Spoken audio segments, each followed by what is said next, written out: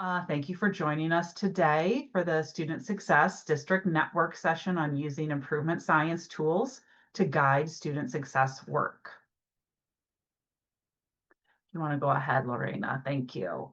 So this is a session of the Student Success District Network being hosted by the GRAD partnership. I think everyone on today has some level of familiarity with the partnership that we're working to develop and help districts use high quality student success systems, that we do that in a variety of ways. And then we have this whole big group of partners who are on board with this purpose and support making that happen. And we're actually joined today by one of those partners, and I'm so excited to introduce them and what they're here to talk about. Before we do that, yes, thank you. The Student Success District Network, in case this is your first time here today, has grown out of work that we were doing for a few years around in-person convenings to help develop a peer learning network of district teams who are working to either start implementing or furthering their implementation of student success systems. And so we've moved that into this online format, and we're using this to kind of help continue to develop that network and to help you build those connections, that ongoing learning, and gain access to the kinds of knowledge, tools, and resources that will help you do this very valuable work. So before we jump into today's content, I do want to bring up a reminder for our community norms, that this is meant to be a peer learning community. And through that, we want to foster and develop this community of learning and sharing. And so these are some of the norms that we've agreed to have in place for those conversations. All right, thank you. So who is with us today? If you've been here before, you've met me. My name is Marie Husby Slater, and I am the coordinator for the Student Success District Network. I am joined today by two of my colleagues from one of our GRAD partnership partner organizations, the Carnegie Foundation for the Advancement of Teaching. And with me today from Carnegie is Eli Pristoop and Lorena Heath. And I think I'm going to pass it over to Eli now, who's going to share just a little bit about what Carnegie is bringing to today's conversation. Thank you. So thank you all for joining us. So the Carnegie Foundation for the Advancement of Teaching, over the past 15 years or so, has had a strong focus on improvement science and applying improvement science principles and tools to education in service of all types of problems educators are focused on improving on. And it occurred to many of us that there's a strong opportunity to integrate some of the improvement science processes and thinking into the work of student success systems. And so, Lorena, could you advance to and then one more? And so I want to give you a sense of how specifically we're going to approach that today. So first, we're going to give a little bit of a background on improvement science in general, thoughts on how it applies to education, and some of the tools that could be relevant to the work of student success systems. And we're going to kind of hone in on one tool in particular that's part of the kind of catalog of improvement science tools called process mapping, and help you all get a sense of how it works. And then you're going to think about processes in your context that process mapping could potentially provide some support with thinking about, where are there opportunities for, addressing some of the challenges or surfacing some of the underlying challenges that are driving the outcomes that you might be trying to improve upon. And then we'll have the opportunity to actually start to use some process mapping tools in a way that's applied to the specific context that you're focused on, and hopefully set you up for continuing to use process mapping in ways that could be relevant to you and then let you know how to access other resources that might support your work going forward. So Lorena, could you, thank you. And so, just to take a step back, we're using a lot of potentially like jargon here, but I think that we are all on the same page about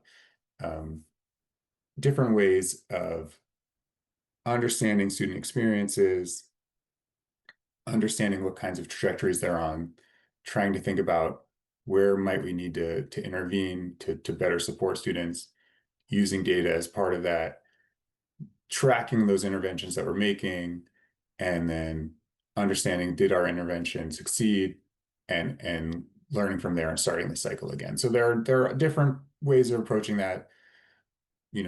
Historically talked about early warning systems, on track systems, MTSS.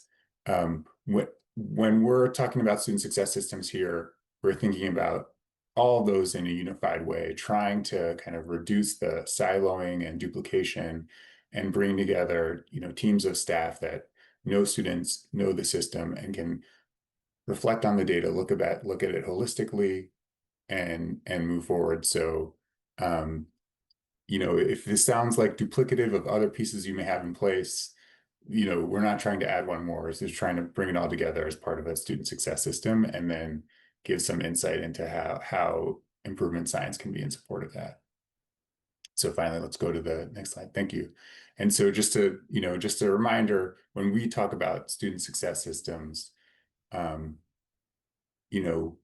there's kind of a greater understanding of, with the early warning system work, about this actionable data piece and to some extent improvement actions, but we see that as part of a larger whole that needs to integrate, supportive relationships, between staff, between students and staff, between the school and families, and then student-centered mindsets across the board around how do we look at these data and think about how they can inform improvement systemically for the school, for how students are being served, and also individual students. And that all comes to life through the improvement actions that are taken as a result of the data that we're looking at. And that's what makes up the whole student success system cycle, and that we're going to go a bit deeper on today. And so I'm going to pass it over to Lorena, who's going to talk more about specifically how we see leveraging improvement science to support student success system work. Thanks so much, Eli. So super excited to be with you guys today. And so as Eli mentioned, we have like an idea in our head as we think about our student success system. So what I hope we're able to accomplish today is that we're able to join that idea with some ideas around continuous improvement or improvement science, to see how those two can work in concert together to really help us build better systems in our district. So as we think about continuous improvement, I want to offer these 6 principles of improvement science, which I see almost as a paradigm for how we approach innovating, implementing, and most importantly, improving our work with students. So if you consider like the student success system, your student success systems as what you're implementing in your systems, then these 6 principles are how we might strengthen that system, and learn about whether the efforts that we're taking are actually leading to the improvement or the outcomes that we will hope for our students. So increased graduation rates, better student mindsets, all that great stuff. We're going to try to hold that framing as we think about improvement. I'm curious before I move on. Principles of improvement, are these familiar to some folks? Just a quick thumbs up. Have you seen these before? Heard something about them? See some nods, some not, some shakes. Okay, cool. Well, if you want to learn more, I think we're going to offer some resources on the Canvas site, so feel free to take a look there. I'm going to talk to them very quickly together right now. So some of you guys may be familiar with these 6 principles, but I want to highlight a couple things. Maybe the first and most important big idea that I want to offer is that these principles do not outline like a set process. Instead, they're like not a checklist of steps to move through. Instead, they are, I think of them more as something that highlight what you want to pay attention to as you move through an improvement effort. So these first three principles, which are highlighted here, really speak to how we approach understanding the problems that we see in our systems, that we're working to improve or solve. And as I think we've already kind of alluded to, today we're going to really practice digging into and using a tool that helps us to see the system more clearly. So that third principle there, because as district leaders, being able to really gain a better understanding of the processes and structures within your systems and within your district will really help you to make better decisions about how you might improve your student success system. As we look at these next two principles, these speak to how we go about learning and improvement, really grounded in our understanding of the problem. So we might engage in inquiry cycles that could include things like plan, do, study, act cycles, PDSA cycles, lesson study. There's a lots of different forms of discipline inquiry we might move through. But these methods are designed to help us learn really fast and rely on evidence as we refine change ideas in our context to improve our systems. And then measurement helps us keep track of whether or not the changes we are making are actually leading to the outcomes that we would hope for. So these principles are kind of at the heart of when we say improvement science, the science in that phrase. So these two principles in particular. And then finally, the sixth principle speaks to the power of networks, like this one that we're joined in together today. We see networks as a powerful tool to really accelerate our learning together as we move work forward. So these six principles I offer as a way that which we might think about grounding the work of improvement and thinking about how we might improve our student success systems. So one way to think about these principles is that they help us understand our current state so that we might move toward our ideal state. So if our current systems are not producing the results that we would want, and there's a gap between what we currently see and what we hope to achieve, then the six principles can help us target that gap and really take some strategic efforts, make some strategic choices to actually improve and help us move toward that ideal state. So for example, let's say like your goal or ideal state is to have kind of a tightly integrated student success system within your district, but perhaps right now what you're seeing is like a lot of siloed separate programs. You might utilize some different improvement methods and tools to really help you think about how you might very more intentionally integrate those different programs and really think about some of the interdependencies within your system. So improvement science offers many tools and strategies to help you strengthen and better integrate components of your student success system.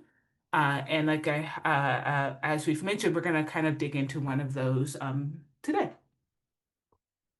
So we're going to spend some time exploring a very specific improvement tool that can help you to better see your system and identify areas of improvement, and that is process mapping.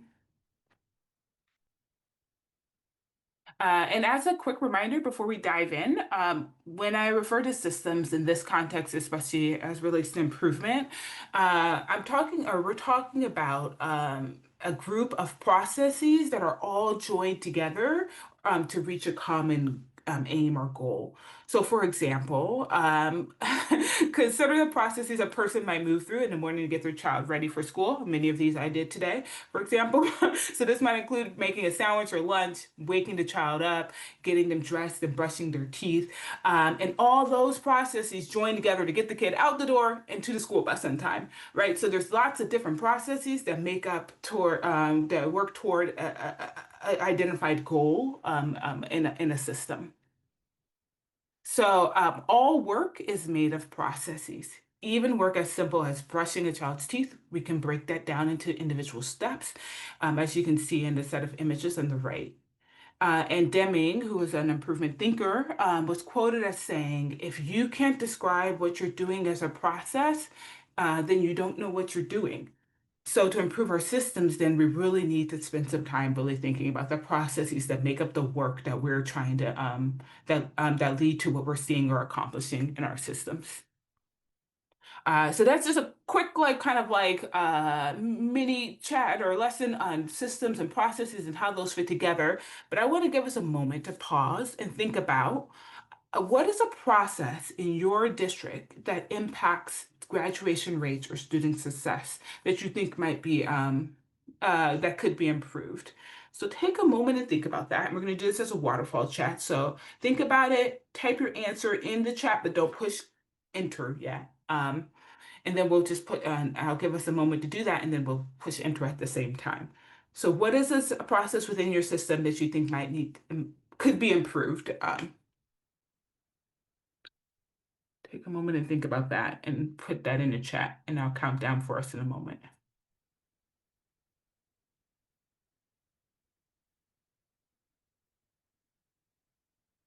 All right, so I'll count down from 5 and then we'll push enter. So 5, 4, 3, 2, 1, push enter. What's a process that you've identified?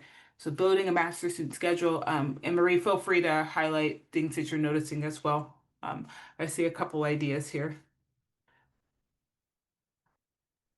Yeah, I think we've got a small enough group that we can see what Yeah. everyone's saying.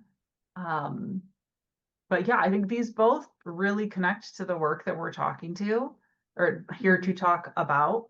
And yeah, building a master schedule. Everyone like that's master level chess, I feel like. This is true. There's Nice. and I think the folks who really do that well really do view it from this improvement science lens of right every year we're testing and we're learning and then we're testing again. You're trying something different, we're tweaking it. Yeah, Yeah, yeah, exactly. yeah. Great. Well, continue to think about your system and potential processes that relate to either graduation rates or just general student success in your context as we talk through the rest of today's session. Let's see. All right, so let's talk a little bit more about process maps. So this is one tool that we often use to help us better understand important processes within our system. I'm going to provide a quick overview of this tool. However, we'll also share a more detailed description of process maps and how to create one in the chat. And actually, I can drop that in there right now, unless you have that, Marie. I can do. Oh, I got it. Okay, awesome. Thank you. And so a process map is really just kind of a graphical representation of the steps and decision points within a specific routine or process. And one of the I think on the surface is a relatively simple tool, but I think one of the reasons why it's incredibly useful is that it helps us create a shared understanding of the current processes in our system that relate to perhaps a problem that you're seeking to solve or something that you're seeking to improve. And by having a shared understanding of like, how are things currently working? How are they currently playing out? This really helps teams identify problems, potential areas for improvement. It's a way in which you can kind of focus your discussions and really identify how you might focus limited resources as well as you think about making improvements. And I'm going to talk you through an example of a process map just so we can see like what one might look like, and then we'll talk a little bit more, dig a little bit deeper. So how might you leverage a process map to strengthen your student success system? So research we know indicates that missing school has a significant impact on whether or not a student graduates from high school. So a school that's seeking to address chronic absenteeism might map out their process for responding when students are absent. So here's an example of that process from a school system. So the circle at the beginning indicates like where the beginning or the first step of the process. So in this case, the teacher notices that a student is absent a lot. And then that teacher talks to the student outside of class. As the student continues to be absent, the teacher calls the parent. Then the teacher talks to the dean of students about the absences. Perhaps the student continues to be absent. The teacher then arranges a parent meeting, and that's followed by the teacher then providing makeup work for the student. Then you see here, this diamond represents a decision point in that process. And so the teacher has provided that makeup work, and then following that, there's just a point of like, does this student complete this makeup work satisfactorily? If yes, then the student is great, receives a passing grade in the course, all is well. If no, then the student is not receives a failing grade in the course. So this is a kind of a simplified process map of a school system's response to a student's absences. And you can imagine that this process, this one little process, is linked to several other processes within this school. So it might be linked to the attendance collection process or the process that they have around analyzing data related to attendance and things of that nature. So once you've mapped out the process, you can then begin to ask some questions to help you understand it and analyze it further. So that might include where might there be potential breakdowns in this process? What data might I collect to understand how the process is occurring or whether or not it's occurring as I might expect? And then also, this as you map out a process, it helps you to also generate further questions about the process. And give you opportunities to think about who might I need to talk to learn more about this process. In this example from this school, after mapping their process, they noticed the number of breakdowns. And so those are highlighted kind of in this reddish color, or these reddish color boxes here.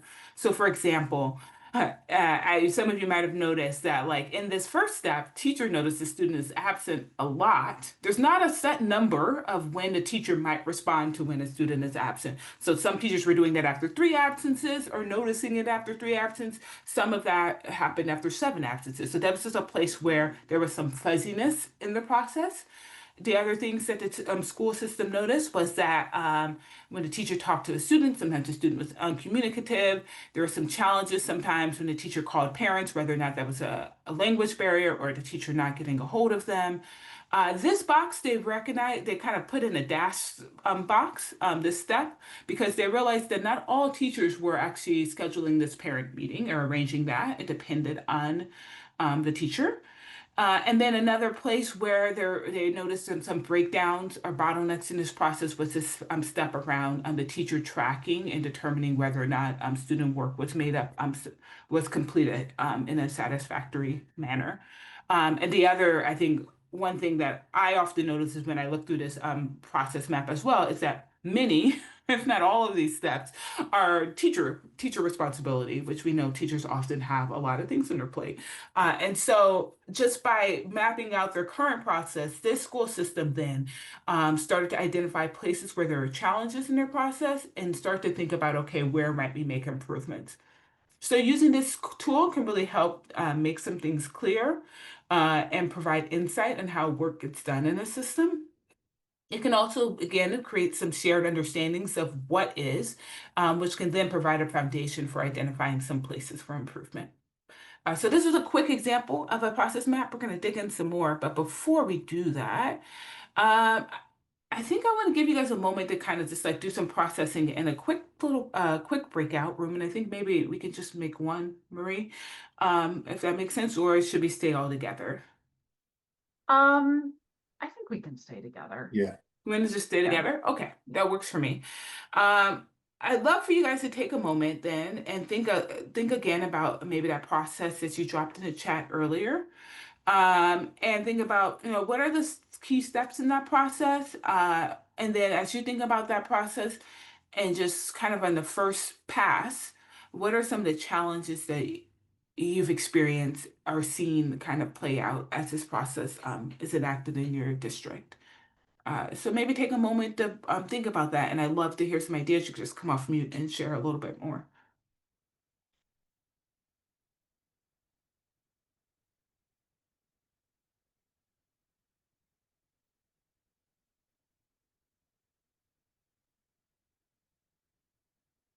I can go ahead and share, as this is something we're actively trying to improve upon in Chicago. I mean, there's the whole process of like identifying students for the intervention, routing to them to the intervention, implementing the intervention, and then progress monitoring it. But then also the documentation of all of those steps in a centralized system so that our most transient youth who often need additional support because of the reasons they're transferring schools does not follow the student. So a lot of times in our smaller schools or just in schools that have a lot of, well, all schools are busy, but like that don't have that extra time to actually document it. All of that knowledge is lost every time, and all that relational information is lost every time the youth transfers schools. And those transfers just can really diminish your ability to graduate on time or graduate at all. Yeah, thanks so much. So some of the things that you think about that process are like not just the steps in the process, but like the ways in which we document and then share. So there's like almost like that the process and then the other process is like attached to it, right? And how we communicate across the system or the district. Yeah, great. Thank you so much. Ashley, any thoughts? So I'll share, I don't actually work in a school system. I work in an educational service district, but this is something that we see secondary schools grappling with pretty regularly is the master schedule. Yeah. And I think the idea of starting the process with what we have versus what we need or what students need is the first major breakdown. So Ah, like we had 3 sections of Spanish this year, so let's just go with status quo. Instead of maybe we don't need 3 sections of Spanish, let's add in something else that might bolster the student experience hmm, as opposed to just what we've always done. hmm. So even thinking about the before we just jump into a process that exists, like that moment before of like reflecting and thinking about should this process change even. Yeah, and I think key steps in the process are hard for me to really name, Totally. not Yeah. working in the system itself, but I have this assumption that it sort of starts the same each year. And so Hmm. looking at a more 30,000-foot view to begin with, as opposed to each one of those steps and whether or not Yeah. that would benefit the school. Yeah. Thanks. Great. Yeah, so I think both of those examples, like I think both speak to the complexities of our systems that we work in and how one little process has both like ripple effects, but also connects to so many different things and how students experience schools and how adults interact with students in schools. And so I think one of the benefits of this tool and process mapping, really thinking intentionally about processes, is that it gives us a tangible thing to anchor to as we think about how to make changes in an intentional and disciplined way. So we're gonna chat a little bit more then about really thinking about, okay, once we've identified a process that we think could improve, how might we do that? And so we're going to look at an example to give us an opportunity to practice analyzing a process map and determine where we might make improvements. And this example is based on from a teacher that was part of of a network that Carnegie supported called the Student Agency Improvement Community. And this network was really focused on promoting growth mindsets, a sense of belonging for students in school and as a learner, and also the use of effective learning strategies. And just by way of context, so this example is going to be based on an improvement project by one teacher whose name was Lawrence. And he taught 2 periods of algebra at a local community college. And based on what he had been learning as his work in this network, he began really focusing on fostering student mindsets in math. It's positive student mindsets for his students, both around as students, as learners, and also around math in particular. And one challenge or kind of thing that he noted was that he would give his students a quiz. And then he would return that quiz with some corrections on it. And he would find that students would kind of glance at the corrections and then like they wouldn't really use that information to correct their understandings. And so he wanted to better support building students' knowledge and growth mindsets around math. And so he launched into this project to really help improve a specific process related to his grading policy, which was the quiz revision process. So he used these questions from the model of improvement to frame his improvement project. So what specifically are we trying to accomplish? What changes might we introduce, and why do we think those changes may be an improvement? And how will we know if a change is an improvement? So these were like the kind of grounding questions that kind of guided his thinking about improvement in this work. And in the answer to that first question, what specifically are we trying to accomplish? Lawrence sets the goal of increasing from 60 to 80% the number of students who revise their quizzes. And a secondary goal was that more students would have a growth mindset related to math learning. So these were the kind of the goals of his improvement project. And to get started in that work, Lawrence maps out his process so he could better see his system. So he's focusing on his kind of quiz revision process. And so this was his current process. It starts with him handing back the graded quizzes. When he hands it back, then he informs all students that there's a correction form or a quiz correction form that they can complete to kind of get a better grade in their quiz. And he tells them what the due date is for that form. And then it's at the point of, do the students return the form? If yes, then the students get a revised quiz grade and he returns that to the student. If no, if they don't return that form initially, he sends a follow-up email to students who got less than 80%. Do those students return the form? If yes, then he revises the grade and he returns it to the student, the quiz to the student. If no, at this point, his process just kind of fizzles out. So he was like, okay, I have a few things that I do and I'm not sure. And so this is where he starts. This is the initial process that he starts with. And in order to understand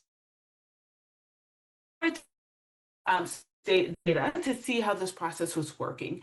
And I'm going to focus on data related to students who initially got less than 80% on their initial quiz. So he handed back 34 quizzes. Of those 34, after he informed them initially, like, hey, here's a quiz revision form. If you would like to revise your score, please submit that. Only 5 students do that initially. So then he sends an email to 29 of those remaining students, the 29 remaining students, to encourage them to revise their quiz. And out of that, 5 more students revise their quiz and get a new score. So at present, his process has about a 30% success rate, so 10 out of those 34 students. So I want to pause here. As you look at this process, where do you see this process breaking down? Where might you focus your improvement efforts if you were Lawrence? So this is an opportunity that we can use our annotation tools again. And so I would love for you to find that in that menu that I think you guys all found earlier, and just kind of circle or use one of those stamps to indicate on this process map here, where do you see it breaking down? Where might you focus if you were this teacher?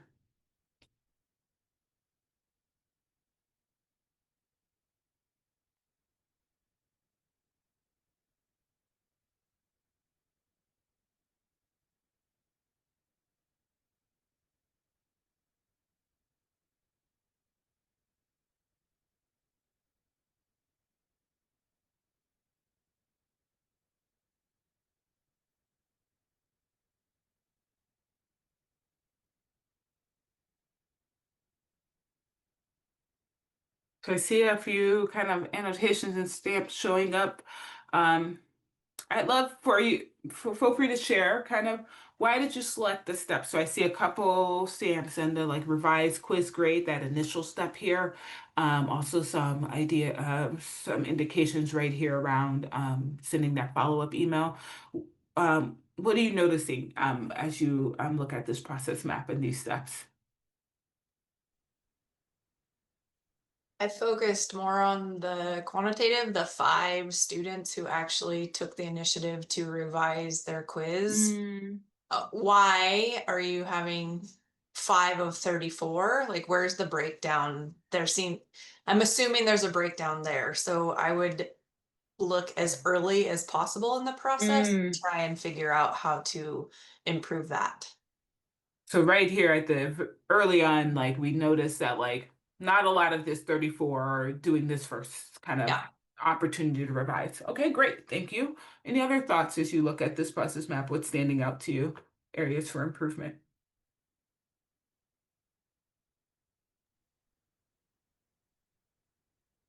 I like what Ashley said about focusing earlier in the process.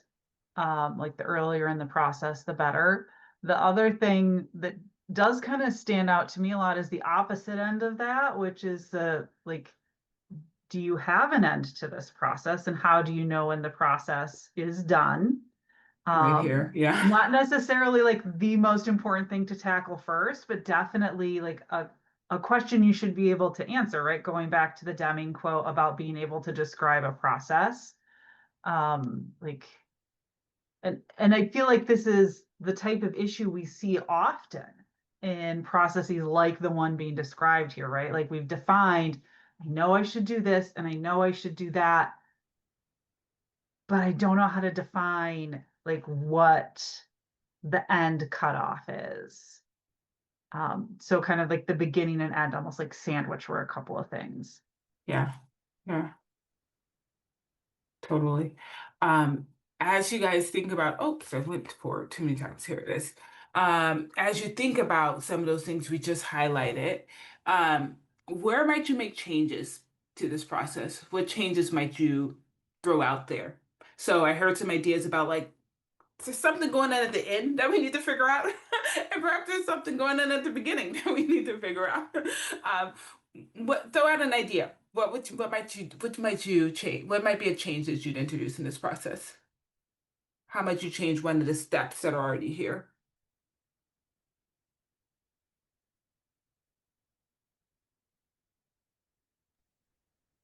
Maybe provide space during the class to do this process. If we think this process is a necessary intervention for the youth who failed the quiz, like Mhm. providing physical space and time for them to do it versus Yeah, so like maybe they're throwing it in revising their their quiz backpack. Yeah. in class, for example, or some time in class for that. Yeah. Any other ideas?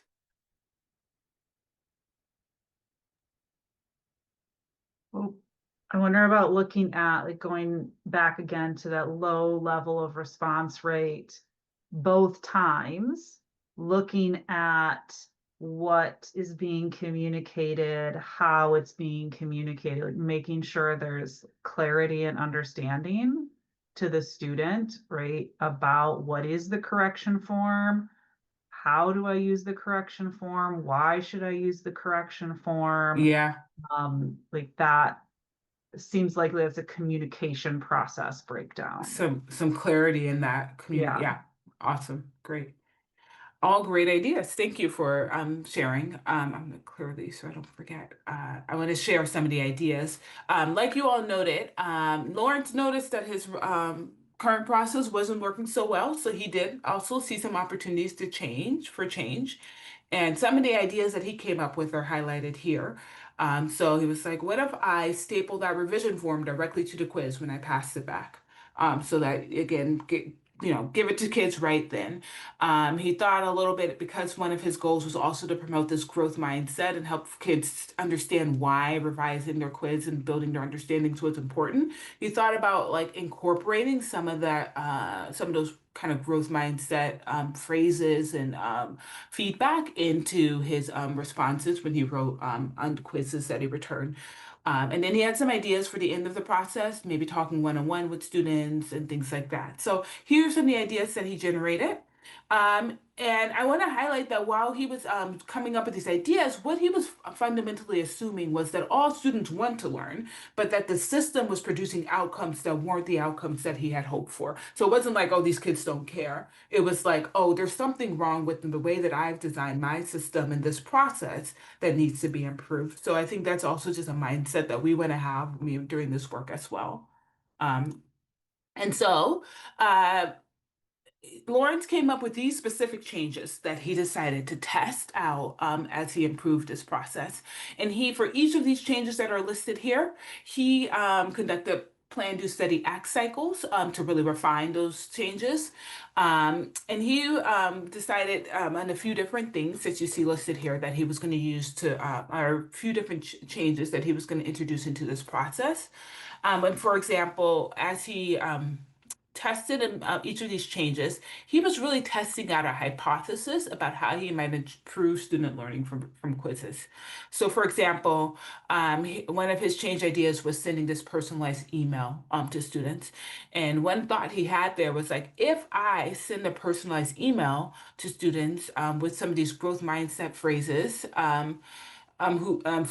this will impact the number of students who return their quizzes, which will increase the number of students who really learn from the errors in quizzes. So he was really trying to think through like what am I hoping will happen, and trying to connect his changes to that outcome that he was hoping to see. So these are some of the change ideas that he came up with. And so then he was starting to think about this last question here, which is how will I know if a change is an improvement? So thinking about these change ideas, I wonder if you have ideas for what kind of measures might you pay attention to really think about these changes and understand if they're actually leading to an improvement in this process. Any ideas for things, data you might collect, things you might pay attention to?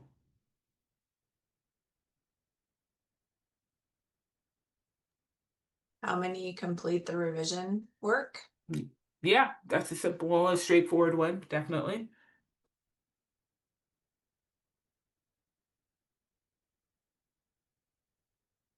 Any other ideas?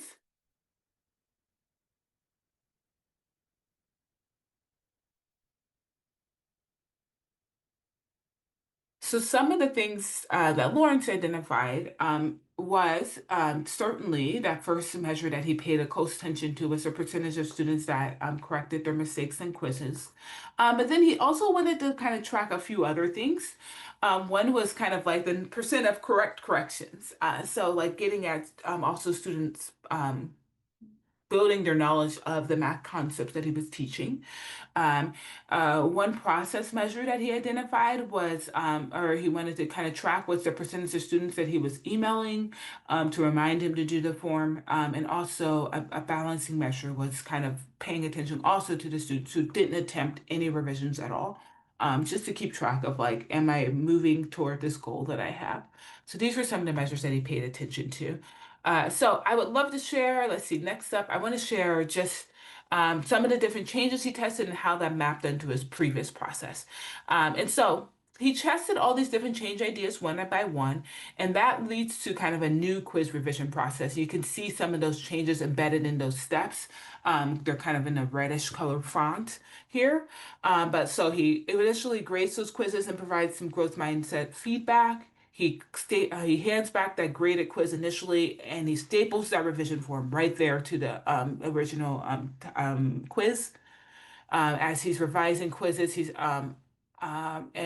concluding some of that feedback or with some of that growth mindset phrases. He's sending a personalized follow-up email to kids now, and he's also using some of that growth mindset phrases in that communication as well. And then also when they returned their quiz, some growth mindset praise. So he made some changes to his revision process, and he collected some more data. And he found that overall he was getting now 17 kids out of the 34 who were completing revisions for their quizzes. So he's made some improvement. He's at a 50% success rate. But he also realized that there was still some room for improvement. He still hadn't quite figured out what to do at the end of his process here. And so I want to quickly show you kind of how he continued to make some changes.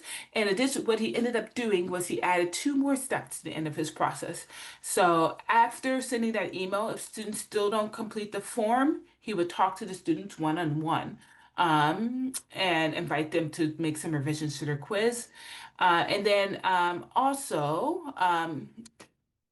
if he also added a step that required students to complete the correction form for future quizzes. So he added a couple more steps at the end of his process to really help to move things along. As he made these changes, his new process wasn't perfect. He still had some questions about whether or not this step was sustainable, talking to students one-on-one. But he did find that as he collected data, that he had made significant improvement in his process. So now out of his 34 students, he had about 70% of the students that were actually submitting that revision form that he had hoped for. As he tested these changes and made tweaks to his process, he was collecting data and really understanding what was working for students and if he was getting closer to that goal that he had. And so he continued to make revisions in this process. And then he also started to really think about, okay, now that we have more students correcting their quizzes, how can we move now toward making sure those quizzes, the corrections that they're submitting are actually correct corrections. And so really helping to make sure that they're building the knowledge around math that he had hoped for. So that was a quick example. And we have about 10 minutes left, so I'm going to move us ahead. But I hope this provides a little bit of insight and some example of how we kind of really dig into process mapping to help us understand a process. I wonder, Marie, in the interest of time, if we should think more about this process or kind of move ahead. What do you think? I think we've got a small enough group, we can take a couple of minutes to discuss and reflect here. Okay. So you've had a chance to think about some processes that are close to the work that you all are doing in systems. I think we've already started to name some goals that you might have for improving the processes. So when we talk, for example, the master scheduling process, like maybe thinking about not just starting from what is known from last year's process, but like really thinking about what students need. But I wonder about the second question here, if you have thoughts about how you might use process mapping in your own work or to identify and test changes. I wonder if this sparks some ideas for you that you'd be interested in sharing.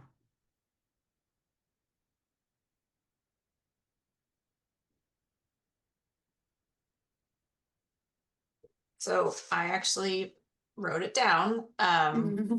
We run an attendance network out of our agency and just had a learning session. And what we're finding is that people are really ambitious this year. And so we have less kind of prescribed changes and more like fly by the seat of your pants changes. And so the idea of trying to really figure out what is creating an improvement is something we've been grappling with. And I think a process map would be a good place to start because you have everyone doing something somewhat differently, but a process map would allow them to really break that down into each individual step. And then maybe we could consolidate it somehow to try and figure out what the best system would be to create to get Yeah. the changes that we're looking for. Yeah, that's a great way to think about like, let's represent how all of us are doing it and then think about like what, because then you can kind of pick like, oh, this is an interesting step that this, and there could be some like bringing together of a improved process based on seeing what the current processes are, right? So sometimes Yes. just even making that evident can make a big difference in helping us think about changes that we might introduce. Yeah, it's great. Thank you so much.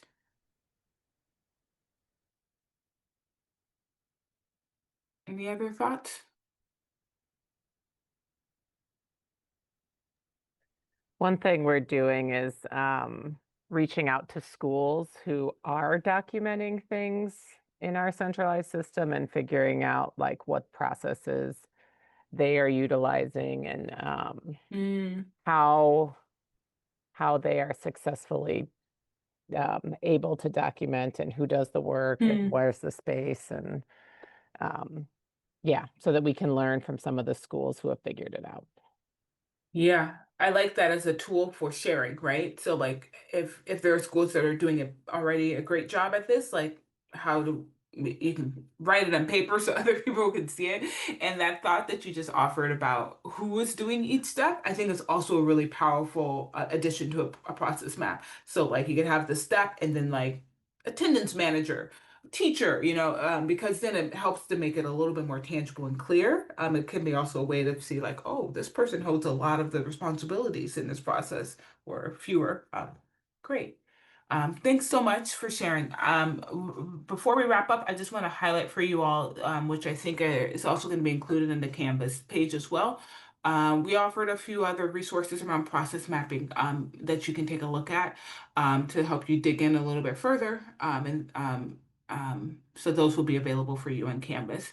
I want to hand it back, I think, to you, Marie, to wrap us up.